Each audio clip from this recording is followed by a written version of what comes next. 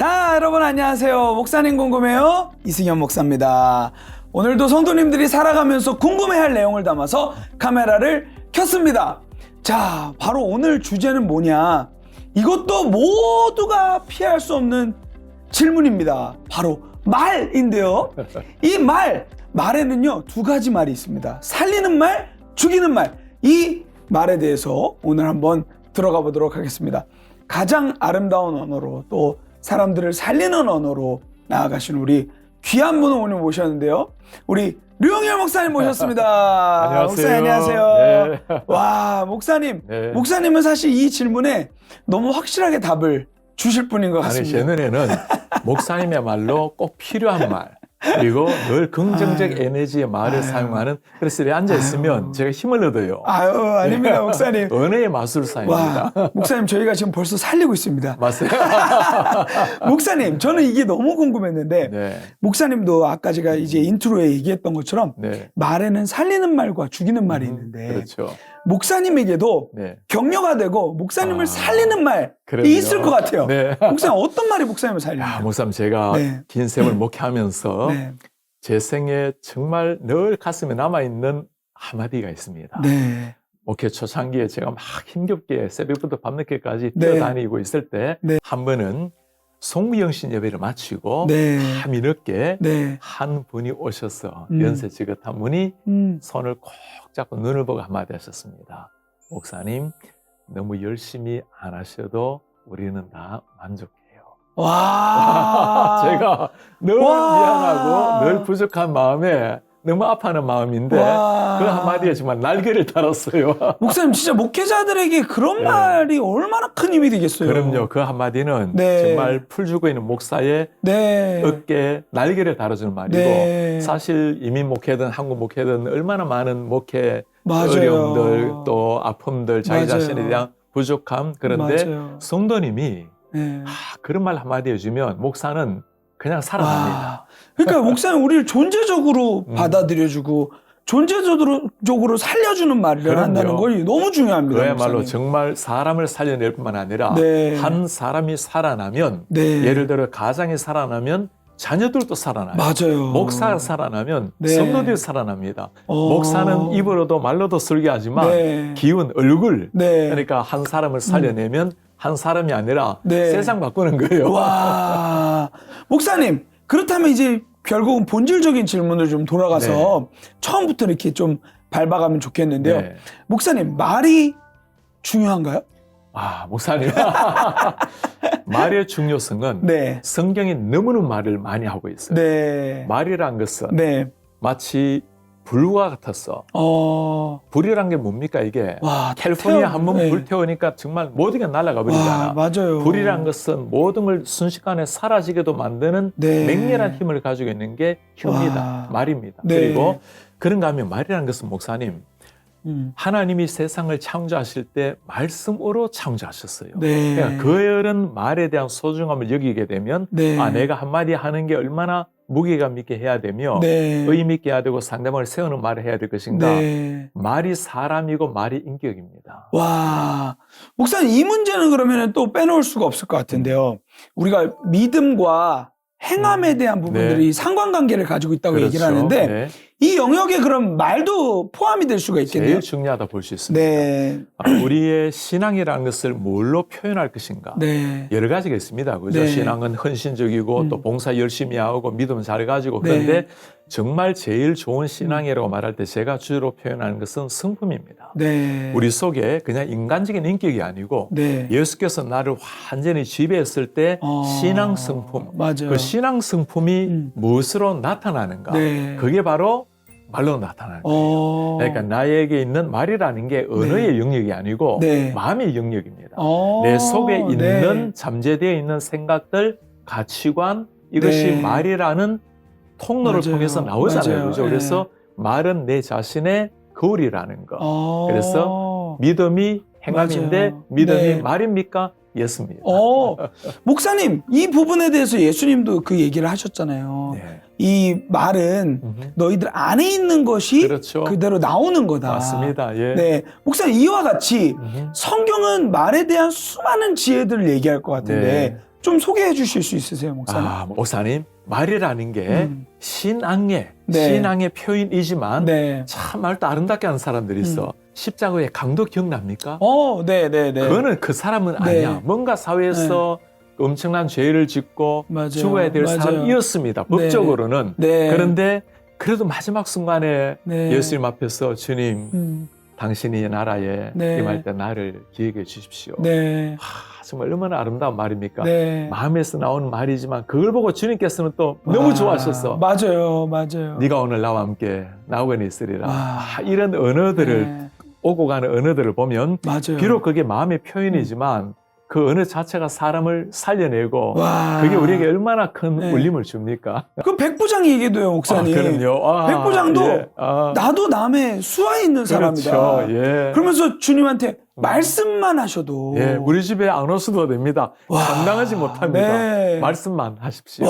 그런 이 말의 중요성에 대해서 오늘 성경을 통해서 진짜 많이 확인하게 되는 것 같습니다. 목사님, 잠언 18장 21절에 보면 이 사람의 죽고 사는 것이 혀의 힘에 달렸다라는 말을 하는데 정말 이게 사실인가요, 목사님? 그럼요, 목사님. 가능하면 우리 자녀들 심지어 때로는 말 한마디 잘못해서 가출하고 영영집을 떠나버리는 아이들. 그리고 가끔 성도님들을 대하다 보면 마음에 참과 아픔에 상흔이 있는 사람들이 있어요. 그들과 대화하다 보면 어릴 때 부모님에게 받았던 상처 참 많아요. 그런데 그 상처의 대부분이 말입니다. 물론 사랑해서 말하죠.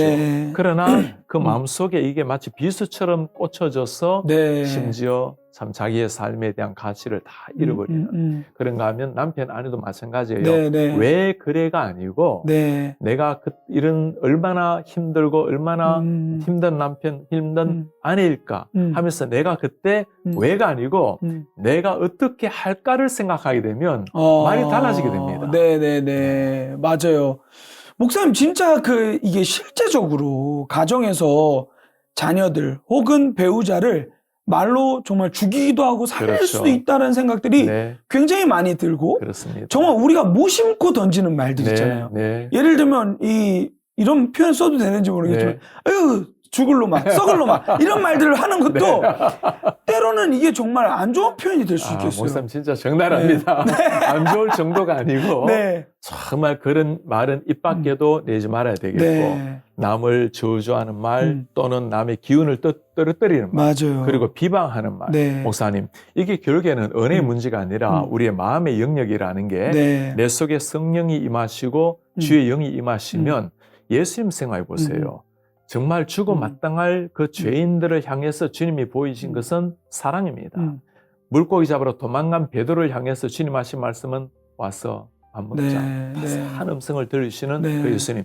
좋은 방법이 하나 있어요, 목사님. 우리가 상대방의 말을 들을 때도 우리는 예수님의 의로 옷을 입은 사람입니다. 때로는 힘겨운 말을 할 때가 있잖아요. 그때는 예수님의 의로운 옷으로 한번 걸르고 듣게 되면 이분은 사랑이 필요하신 분이구나. 그러니까 그 말을 듣고 기분 나빠할 게 아니고 이분이야말로 사랑을 통해서 더 싸움을 알아야 되는구나. 그리고 우리도 말할 때 왜 감정이 나가지 않을 때가 있겠어요.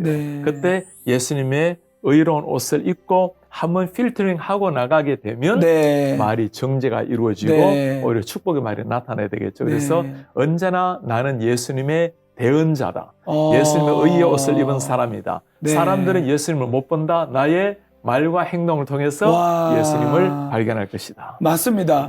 목사님, 근데 이게 정말 이 말은요, 저희가 이렇게 부정할 수가 없는 게 세상이 처음 지어질 때 말로 시작해서 지금까지 계속 이 말의 역사는 끊어지지가 않았잖아요. 맞습니다. 목사님, 이게 너무 중요한 것 같아요. 그럼요. 그것을 성경적으로 좀 이야기하면 하나님이 태초에 말씀으로 모든 세상을 다 창조하시고 그리고 말씀이 육신이 되어 우리 가운데 거하심에 우리가 그 영광을 보니 아버지의 독생자 영광이요 은혜와 진리가 충만하더라. 그러니까 예수께서 이 땅에 말씀으로 오셨다라는 거. 그리고 예수님이 어떻게 우리에게 오늘날 보여주십니까? 예수님 지금 우리 눈앞에 계시지 않잖아요.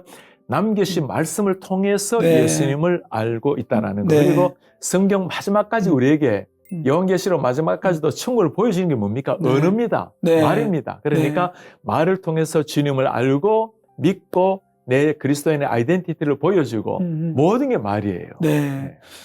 목사님, 그렇다 보면 이렇게 살면서 가정이나 스몰 공동체에서 이렇게 말로 인해서 때로 상처를 받을 때가 그렇죠. 있잖아요. 네네. 목사님, 그럴 때는 어떻게 대처를 해야 될까요? 목사님, 네. 말씀으로 말 때문에 상처를 받는다고 했는데 네. 일단 우리 편에서 네. 그다음 상대방 편에서 좀 얘기하고 싶은데 네. 우리 편에서는 안 받았으면 좋겠어요. 상처를 준다라는 게 네. 내가 상처를 받기 때문에 받는 거잖아요. 어, 만일 내가 네네네. 안 받기로 마음먹으면 거부해야 되겠네요, 목사님. 그분은 그냥 네. 좀 소극적인 거고 오히려 적극적이라면 이분이 아픔이 있구나. 이렇게 말할 수밖에 없는 사정이 있겠지. 네. 뭔가 사정이 있을 수 있는 거예요. 그래서 네. 나 편에서는 받지 않은 것으로 네. 오히려 그것으로 넘어서 그에게 필요한 것이 무엇인가. 네. 뭐 내가 어떤 식으로 이 사람을 조금이라도 더 세워서 네. 다음에 말할 때는 조금 더 정화된 말. 네. 그 다음에는 오히려 축복이 되는 말로 만들어낼 수 있을까. 한 사람을 바꾸는 겁니다. 와. 네. 그러면 목사님, 저희도 말 습관이 뭐 예를 들면 좋은 운동 습관, 좋은 식습관이 건강한 육체를 만들듯이 네. 좋은 말 습관이 그렇죠. 말을 바꿀 수가 있나요? 당연하죠. 목사님. 네. 훈련이 필요합니다. 네. 우리가 예전에 논술을 잘 보려면 시모사스를 많이 읽으라는 이야기를 많이 네. 하잖아요. 그죠? 네. 아름다운 언어를 쓰려면 좋은 에세이, 네. 좋은 시를 많이 읽으라는 이야기도 하고 좋은 말을 하기 위해서는 말을 아름답게 하는 사람들과 대화하라고도 말하고 네. 제가 어느 정도까지 강조하냐면 네. 목사님 어떤 사람을 어떤 자매를 만나야 됩니까? 네. 라고 물을 때 말을 이쁘게 하는 사람을 만나라고 이야기합니다. 와. 자, 말이란 것은 네. 훈련을 통해서 얼마든지 변화 가능합니다. 네. 제가 좀 구체적으로 부탁을 하자면 우리가 하는 말을 10마디를 한다면 네. 이걸 7마디로 한번 해보려고 노력을 하면 쓸데없는 말, 의미 없는 말을 걸어내게 되겠죠. 네. 자, 그 다음에 문자를 하나 보내도 우리는 그냥 뭐 간단하게 막 왔다 갔다 하잖아요. 네. 그죠? 문자를 보내어도 조금 더 정제된 문자, 그 다음에 이메일. 네. 그렇다 보면 말이 점점점 더 정화가 되겠죠. 네. 우선 제가 설교도 말 아닙니까? 네. 설교를 준비하면서 한 번만에 설교 원고를 보낸 일은 거의 없습니다. 하고 난 다음에 내용이 크게 다른 적이 없지만 때로는 쉼표를 여기 찍을까, 마침표를 찍을까, 네. 원고를 보고 하는 것도 아니에요. 그럼에도 불구하고 네. 이 단어가 가장 이 말을 표현해낼까 하니까 모든 면에서 평소에 얼마나 말을 많이 합니까? 네. 우리 말을 풀어놓으면 50페이지나 된다고 해요. 네. 그러니 할 때마다 정확한 말, 가능하면 네. 짧게 여운 있는 말, 상대방을 세워주는 말, 네. 훈련이 언어의 마술사를 만들어냅니다. 와, 그럼 목사님 그 훈련은 어떻게 해야 돼요? 훈련, 좋은 글을 많이 읽는 것, 자, 좋은 책 읽는 것, 네. 성경 많이 읽으시기 바랍니다. 와, 성경 많이 읽으면 목사님 성경이 네. 나오나요? 성경이 나올 때도 있지만 더 네. 중요한 것은 하나님의 마음을 알게 됩니다. 주님의 마음을 알고 말하게 되면 네. 그때는 말을 잘하고 못하고를 뛰어넘습니다. 예수님의 사랑이 흘러나오게 되면 네. 그게 사람을 살리는 말이에요. 와, 진짜 목사님 너무도 살아가면서 개인을 넘어서 또 가정의 영역에서 뭐 속한 모든 영역에서 이 말에 대한 중요성은 네. 정말 뺄 수가 없는 것 같아요. 그렇죠. 목사님 이 부분에 대해서 우리가 정말 꼭 이것만큼은 기억했으면 좋겠다 네. 하는 또 좋은 내용들이 있을까요? 네, 그렇습니다. 첫째, 어떤 경우가 있더라도 분노 가운데 말하지 말라는 거. 네. 목사님, 저도 목회하면서 네. 이래저래 실수할 때가 있잖아요. 네. 제일 큰 실수가 말의 실수입니다. 어떨 어떨 때냐면 뭔가 몸이 지치거나 네. 때로 뭔가 마음에 조금 힘든 상황이 있거나 네. 하면 아무래도 말이 조금 더 맞아요. 긍정보다는 부정이 나올 수 있겠죠. 네. 그래서 뭔가 분노가 있거나 화가 있거나 성이 날 때는 그때는 말을 줄일 것.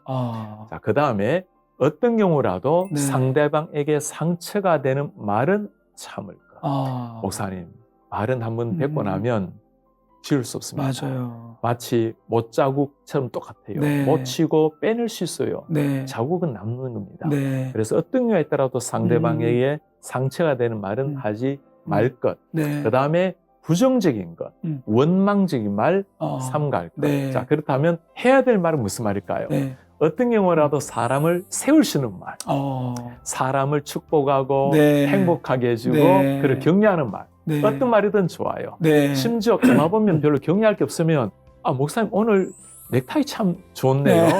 오늘 목사님 뭔가 삼을 칭찬. 네, 그렇습니다. 삼을 칭찬. 오늘 목사님 참 뭔가 네. 멋있게 보입니다. 목사님 곁에 있으면 네. 힘이 나요. 할 칭찬은 너무나 많아요. 네. 그리고 미국 사람들은 네. 이런 칭찬 너무 잘해요. 맞아요. 주로 보면 옷 칭찬 많이 해요. 맞아요. 어제도 본 옷인데. 네. 맞아요. 뭐 신발 이쁘다, 뭐 그럼요. 시계 이쁘다, 뭐 이런 그런 얘기 말 막 굉장히 해주잖아요. 많이 하시고 네. 늘 차고 다니시겠는데. 네. 자, 그런가 하면 그 다음에 예수님 이름으로 축복하는 것. 하나님께서 참 사랑한다. 특히 우리 자녀들에게는 그런 축복의 언어가 굉장히 필요하겠죠. 네. 상대방을 세우고 격려하고 축복하는 말. 네. 그리고 목사님 최후의 말이 뭘까요? 기도입니다. 그를 위해서 기도하는 말이야말로 그보다 더 아름다운 말이 세상에 어디에 있겠어요. 우리 하나님 앞에 그를 올려드리는 것. 네. 그래서 피해야 될 말을 피하고 해야 될 말을 하는 것. 네.